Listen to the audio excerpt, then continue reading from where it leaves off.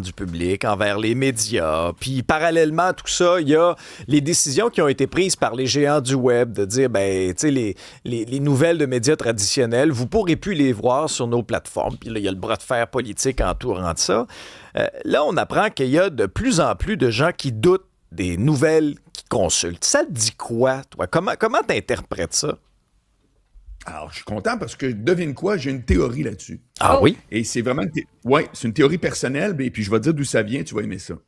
D'abord, c'est un article dans la presse qui dit que le Centre d'études des médias de l'Université Laval a fait une Xème étude qui démontre effectivement ce que tu viens de résumer.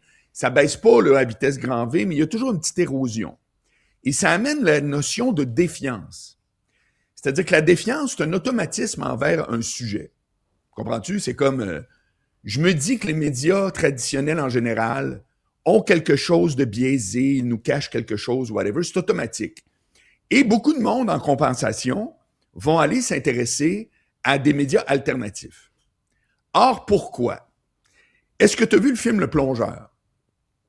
Rafraîchis ma mémoire. À première vue, ça me dit rien. C'est un film québécois avec Henri Picard, le gars de Luc Picard. C'est tiré d'un roman québécois. C'est l'histoire d'un joueur. C'est un jeune, il est au cégep. Il joue aux machines poker à côté. Et à un moment donné, ça va mal. Puis tout ça, ça se passe dans le milieu des restaurants à Montréal. Oui, j'ai vu la bande-annonce. Plusieurs fois. OK. Ouais, c'est super bon. Je le recommande vraiment à tout le monde. Là, un excellent film québécois. Or, au début du film, le gars, c'est un joueur.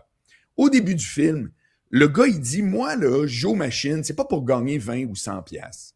Il dit, je joue aux machines parce que quand je bats la machine, avec les mots qu'on connaît bien des joueurs, je la vois qui clignote.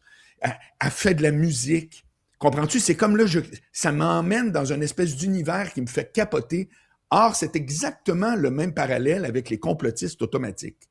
Par complotiste, moi, j'emmène pas quelqu'un qui doute d'une nouvelle ou whatever. Ça s'appelle douter, avoir une recherche de vérité particulière. J'ai pas de problème avec ça. Tout le monde devrait le faire.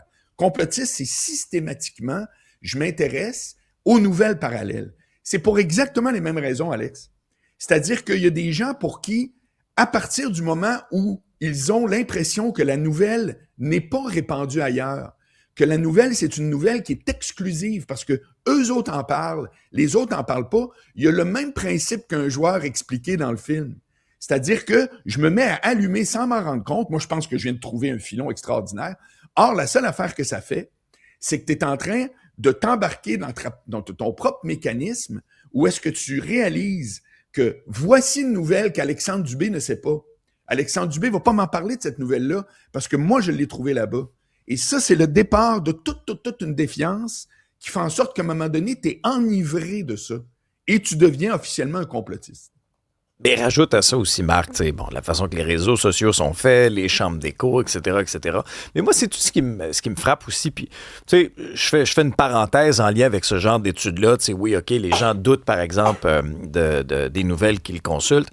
Mais il y en a aussi qui... Puis en fait, ces gens-là, on peut parler d'eux parce que ils n'écoutent pas l'émission. Ils se donnent pas la peine de s'informer, ils se donnent pas la peine de lire les journaux non plus, ils se donnent pas la peine d'écouter des podcasts, des balados, parce que il y a quand même une certaine frange de la population qui sont pas intéressés par ce qui se passe autour d'eux. Là, t'sais. Alors que moi, vous allez me dire, j'ai 2 pieds dedans, je baigne dans l'actualité tout le temps. C'est sûr que ça m'intéresse. Mais ça, Marc, moi, je le comprends pas, que tu t'intéresses même pas un minimum. Souviens-toi, il y a eu un vox pop, à un moment donné, un vox pop, là, c'est quand les journalistes tendent le micro dans la rue, pour poser X, Y questions à la population.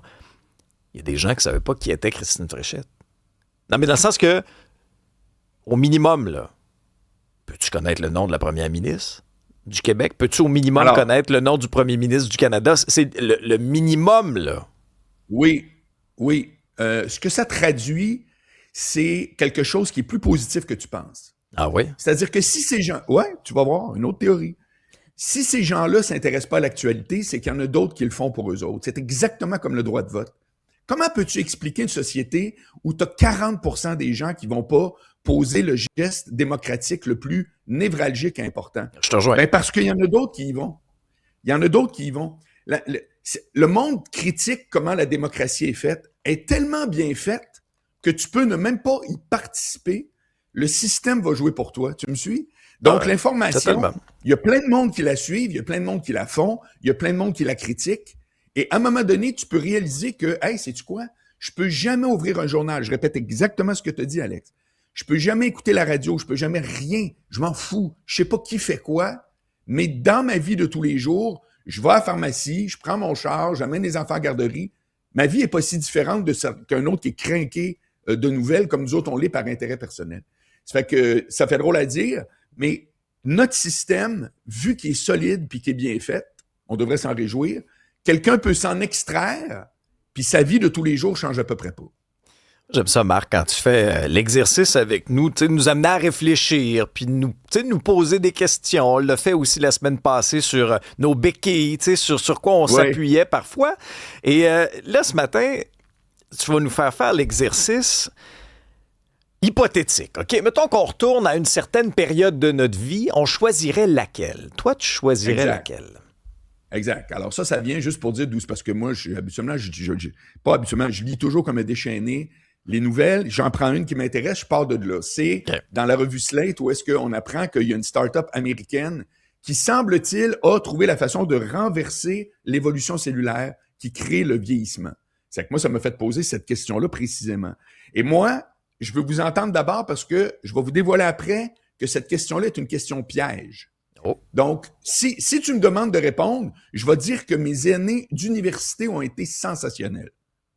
OK?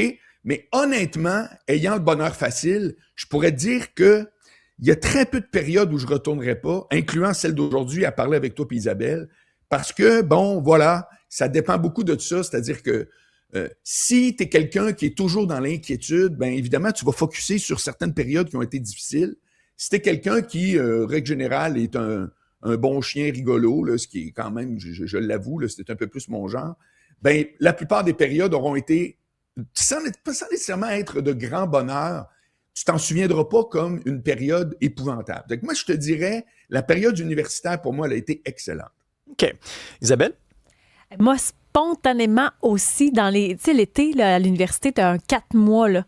L'été où j'étais monitrice de camp de jour, je faisais des spectacles le soir, puis je vendais des souliers la fin de semaine. C'est pas d'hier que je travaille 7 jours. J'ai adoré cette période-là parce que c'était léger. La légèreté de cette époque-là, puis de travailler avec les enfants qui te donnent beaucoup. Là. Les gens trouvaient que je travaillais déjà beaucoup à l'époque, mais je trouvais que tout me donnait de l'énergie pour le prochain projet. C'était très varié. J'ai adoré ça parce que c'était léger. Moi, c'est drôle, hein? J'ai eu 40 ans il y a quelques jours, puis je pensais que ça allait me fesser. Là. J'appréhendais vraiment ça. Alors que ce matin-là, je me suis réveillé en disant « Hey, savoure-le. » Non, mais dans le sens que t'es en santé, ta famille va bien, t'as du fun dans tes fonctions professionnelles. Profites-en. Puis si je pouvais retourner à une période, je pense que je retournerais... Ouais, à peu près, moi aussi, dans ces années-là, disons au collège. Très, très belles années. Mes 2 ans à la Cité collégiale d'Ottawa, j'ai vraiment trippé. À l'Université d'Ottawa aussi. Puis j'aurais une petite discussion avec moi-même. Puis je me dirais, Alex, parce qu'à cette époque-là, là, j'étais donc pressé là, de commencer à travailler, puis vite commencer la carrière. Puis des fois, je voyais, des fois, j'en voyais d'autres que, ils étaient recrutés plus vite par des réseaux de télé ou des stations de radio. Puis moi, je me posais des questions, comment ça se fait que moi, ça décolle pas aussi vite? Puis j'étais donc pressé, là, tu sais. Puis pendant longtemps, moi, j'ai pas savouré, les émissions que je faisais, où, j'étais comme, OK, une de plus de fête, là. Tu sais, c'est correct. On coche, on coche une... Ça, j'ai plus cette façon de penser-là maintenant.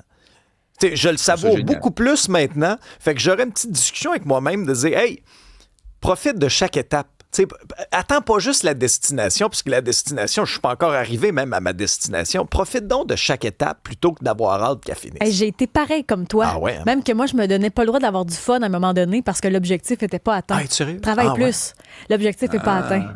Ouais. C'est capoté, hein? Puis, savez-vous en quoi c'est une question piège?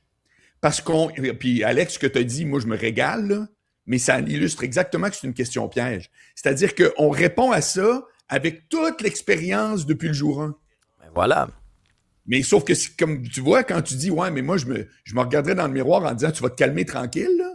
Puis là, t'as la femme. Mais ça, c'est une réponse d'un gars aujourd'hui.